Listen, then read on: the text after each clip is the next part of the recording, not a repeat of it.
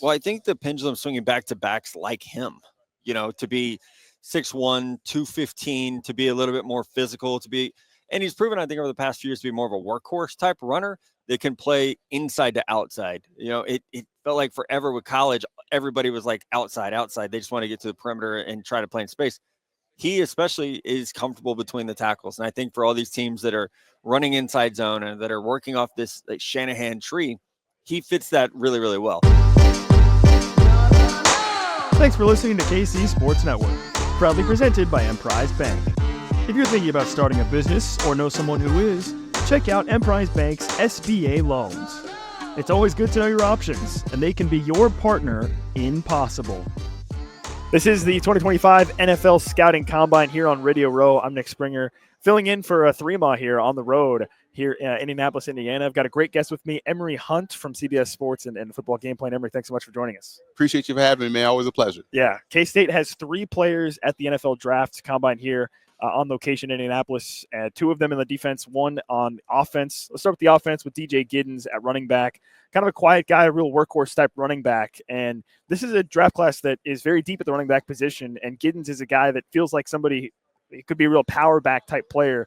What do you think of his draft stock and where he is at right now? I love DJ Giddens, and I love how he's able to play the position in all 3 facets. Running the football, catching the football, pass pro, he's aggressive, he's active. We saw him throw some elusiveness in his game.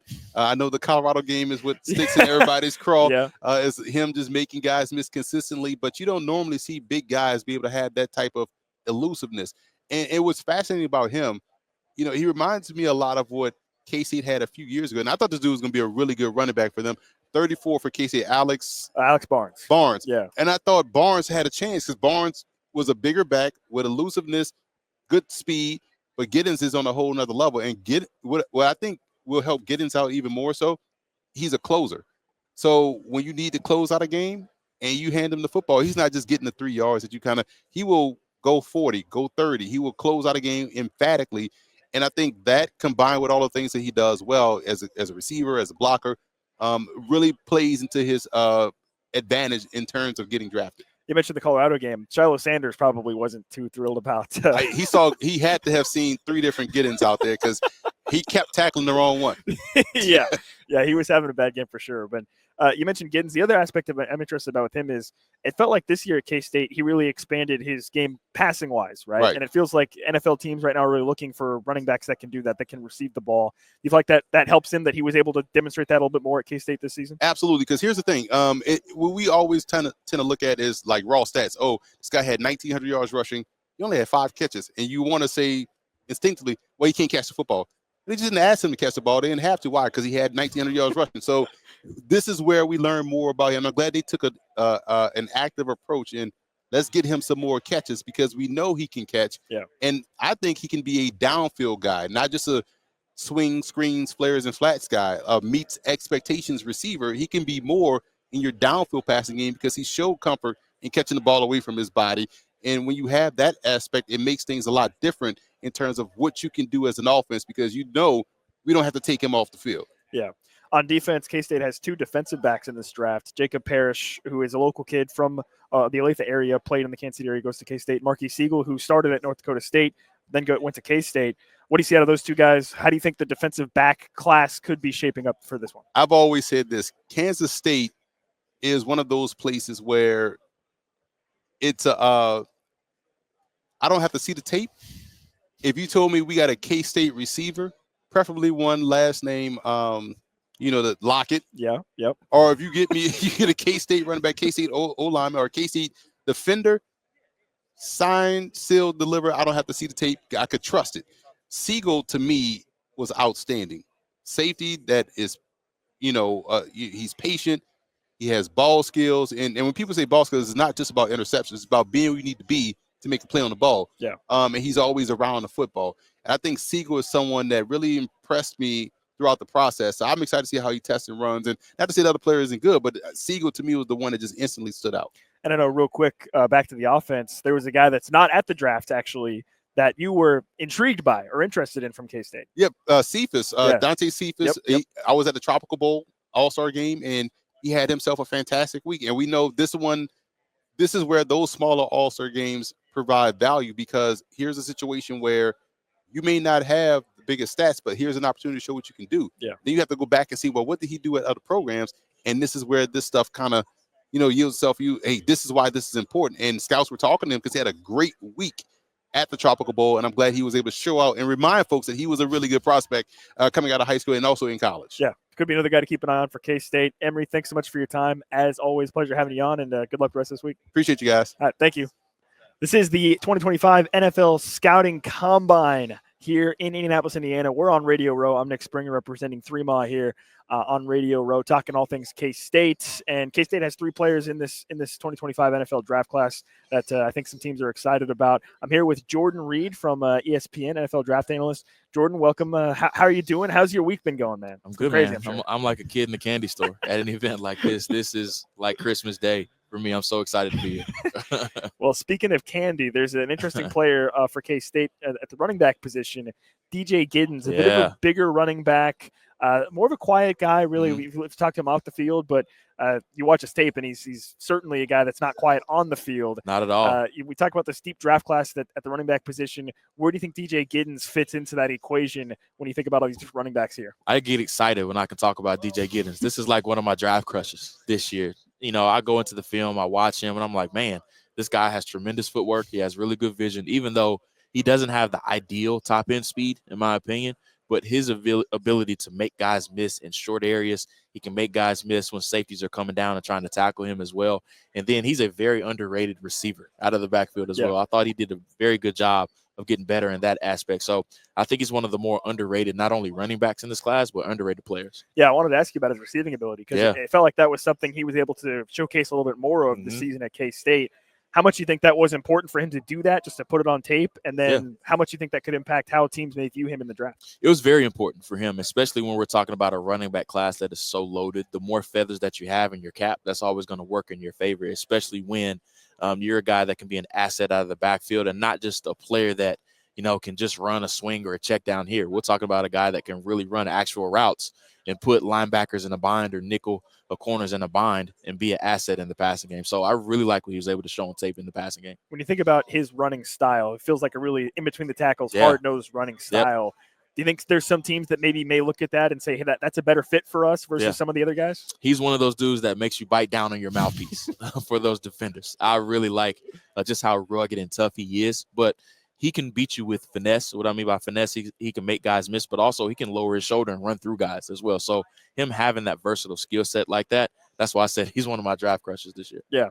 Because of that, where do you think he could go in the draft? I mean, do you feel like he could be somebody who maybe there's other guys besides you that are in NFL draft rooms crushing on him a little bit, or what do you think? It's all going to come down to what he runs. As long as he keeps it under 4.6, I think he'll be fine, just because when those running backs get in the 4.6 range, that's when it gets a little bit scary for them. So as long as he keeps it 4.59 and under, I think he's in contention to be at worst a 4th round pick, in my opinion. I would take him late 3rd, early 4th round just because of how high I value him. But let's say he does run in the 4.5 range, I think he ends up being a 4th round pick.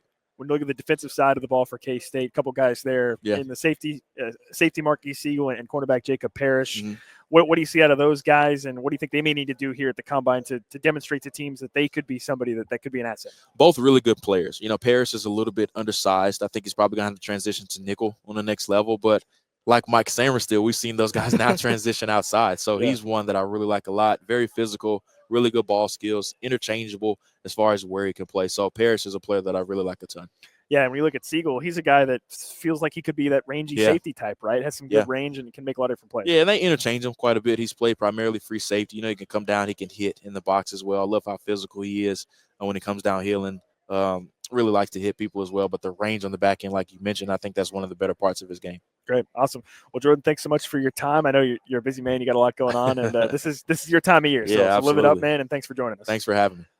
We are here at Radio Row at the NFL Scouting Combine in 2025. I'm Nick Springer for 3Ma. Very pleased to be joined by Matt Miller from ESPN to help us talk a little bit about some of the K-State players that are here at the Combine. Matt, I know it's a very busy time for you, so thanks so much for taking some time with us. Yeah, of course. I told you off air. I apologize if I look at my notes on my phone, because I think I've talked about 200 players today. So I don't want to, go start on a rant about Jacob Parrish, and people are like, what is he talking about? So you may see me cheating today. It's hard to blame you. I mean, I can only imagine with the number of players that you're talking about and people that are interested in you. But yeah, let's dive into K-State a little bit here. Yeah. First off, with probably the top guy in this class for K-State of these three that are at the draft is DJ Giddens at running back. And we've heard a lot over the course of this week from NFL general managers and coaches about sort of how the NFL pendulum is maybe swinging back towards having those types of running backs, right? And then you think about this running back class that's coming out this year as well. What is it about DJ Giddens to you that maybe makes him stand out in the middle of this class? Well, I think the pendulum swinging back to backs like him, to be 6'1", 215, to be a little bit more physical, and he's proven, I think, over the past few years to be more of a workhorse type runner that can play inside to outside. It felt like forever with college, everybody was like outside. They just want to get to the perimeter and try to play in space. He especially is comfortable between the tackles. And I think for all these teams that are running inside zone and that are working off this Shanahan tree, he fits that really, really well. I think the thing that he needs to show here is a little bit more explosiveness, a little bit more lower body agility and looseness. But I think the production speaks for itself. He, especially once Will Howard was gone, he carried that offense. And I think that's a calling card for him. I expect him to do well in positional drills here. Like I'm excited to see him catch the ball and see how he looks in space, because I do think that's an element to his game that has been there at times, certainly. And so that'd be the key, once we get to see the running backs out there and in a group where I feel like he's in this cluster of backs, like it's like the third tier because Ashton Genty's by himself. And then there's a second tier that's really good. Like he's in that next tier of backs where it's like, kind of waiting to see who's going to emerge. And he does have, he has the size. He has, I think, the straight line speed. He has the receiving ability that could really help push his profile up. Yeah, you mentioned his receiving ability. I was going to ask you about that. I mean, it felt like this year at K-State, he was really able to display that a little bit more this season at K-State. How important do you think it was for him to show that, put it on tape and to show teams, hey, I can be also a guy out of the backfield and make plays like that? It's huge, man. And it's, I think the scheme change helped a lot with that, but also it's just, the NFL is a copycat league. Like we all know that. And I think, no, he's not Saquon Barkley. No one is, but now everyone wants that. They want the Jahmyr Gibbs. They want the Bijan Robinson. They want someone that, when you put them on the field, you don't know exactly what you're getting package wise or personnel wise. And so showing that this past year, it was remarkable for his ability. And I think that's why early in the year, if you notice, the buzz on him at one point was really high, like mid-season. And it was because of that. It was like, oh, wait, he's showing a skill set that we hadn't seen before. We know how productive he is as a runner. Then we got all the juniors in this class, and that pushed him down a little bit. But, yeah, I mean, he's a fun player. And I do think this is a lot of guys you get to a combine and you're like, that's not really their event, but this could be, I think, a good stage for him to show what he does. One other thing you touched on is his speed. I'm just curious from your perspective. I mean, is there a time you think he needs to hit in the 40 for teams to say, okay, hey, this guy does have the speed to make it at the next level? Or is that something that could be concerning at all, you think? I don't know that's a huge concern. I'm not a big 40 guy for running backs. And I know that's crazy because we focus so much on it. But, it's like guys like Arian Foster run a 4.6. It doesn't matter so much, or even, Chiefs fans have Isaiah Pacheco, who doesn't have the greatest 40 time, but they know how to pick their spots. So I would love for him to be in the high 4.4s. I think that'd be a fantastic time for him at 212 pounds to be 6'1". That's a bigger back. If he's in the high 4.4s, like that's a great time for him. But I'm not going to be discouraged if he's in the 4.5s because like we know what his game is. And I think here you're just more looking for the confirmation of what we already saw on tape. Well, the thing about it, I always think about it too, is like you see guys sometimes they play faster than their 40 time, right? So it's not the end all be all of what their time is. Yeah, and especially for zone runners. Yeah. It's like, does it really matter? Like, I mean, I'll be fascinated to see his 3-cone time, where you actually have to show some of that agility, body control, foot speed, and then the positional drills. Like, for me with the running backs, if I could just watch the 3-cone and the positional drills, I think I'd be fine. Like, and not worry about the 40 and some of the other stuff they make them do. Yeah. Let's switch over to the defense. K-State has 2 players in the secondary that are going to be at the combine this week. It's Marques Sigle and Jacob Parrish, a local kid from the Olathe area. What do you see to those 2 guys in the secondary, and how do you think they might try to fit in with NFL teams at the next level? Yeah, well, I thought Sigle had such a good East-West shrine. I was glad. I wasn't sure if he would be invited here. He was like on my kind of cut line of not knowing if he would make it, but I think his physicality stands out, and teams are going to love that. As somebody that can come down and play in the box a little bit. For Chiefs fans, it's like that Justin Reid role of like somebody that can do a little bit of everything. That's exactly what I think he'll be at the next level. So it's just, 329 players invited here, 256 draft picks. So if you're invited here, like you feel good about your chances. And so I think he's had such a strong run through, East-West Shrine, and now we get here. So this is a big opportunity. But I love Jacob Parrish, and I know he's a little bit undersized, but man, he's feisty. And I think watching him, we've seen so many guys like that come through college the past few years. Like Amik Robertson is who he reminds me of, because they're not the biggest guys, but they will just be in your face and they'll bother the hell out of you at the line of scrimmage.